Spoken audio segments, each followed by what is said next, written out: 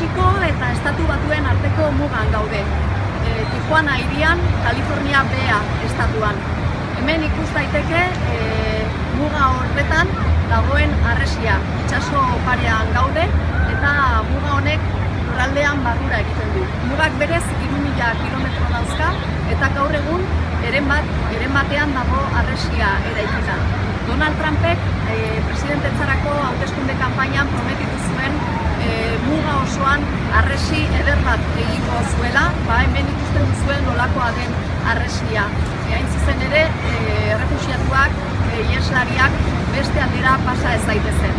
Migratzaileen karabanan zetozen migratzaileak, iheslariak, batzuk jada Tijuanara iritsi dira, aurretik zihoaztenak, hemen daramatzate egun bat, 2 egun, eta ikusteko dago zer gertatuko den datozen egunetan eta zer nolako erantzuna emango duen Donald Trumpek gobernuak.